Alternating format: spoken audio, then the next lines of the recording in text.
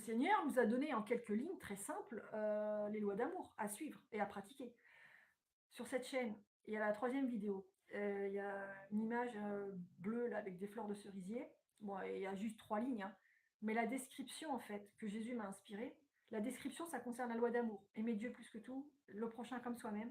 Il y a plein de techniques de développement personnel qu'on apprend maintenant, comme quoi, même chez les athées, Dieu agit, hein, comme la communication non violente, on ne parle pas de Jésus, et pourtant c'est un outil de Dieu. Et il m'a fait mettre des versets à côté pour dire que voilà, c'est pas des choses que j'ai inventées, quoi.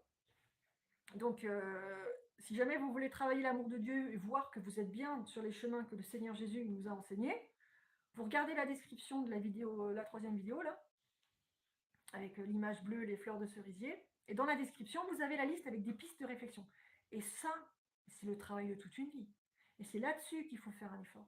Okay, parce que pour moi, vouloir dire à un adolescent qui a les déferlements d'hormones, je suis naturopathe de formation, donc j'ai étudié la natphysio. Pas comme un médecin, j'ai pas le niveau d'un médecin, hein, mais voilà, j'ai étudié quand même, je suis obligée. Bon.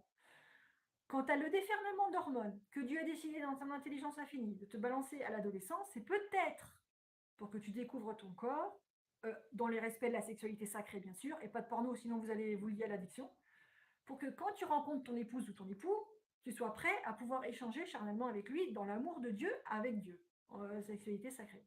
Ok. Donc ça, si quelqu'un est... non mais j'en reparlerai, je peux pas parler de tout, mais il faut se renseigner. Quand tu regardes un bouquin d'anaphysio, tu regardes ce que Dieu a voulu.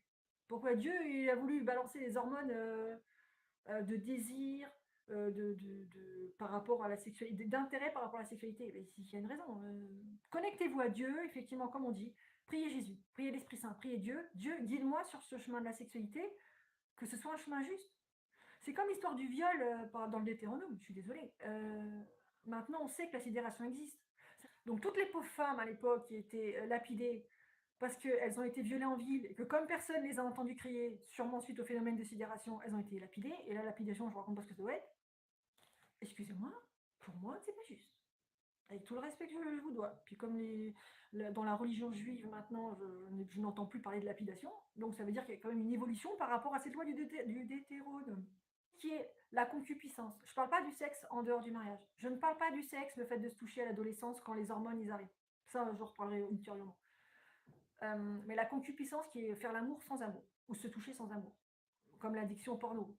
Béni soyez-vous et allez voir un sexologue ou peut-être que vous avez des liens avec les forces du mal si vous avez de l'addiction. Il y a des techniques pour guérir de l'addiction.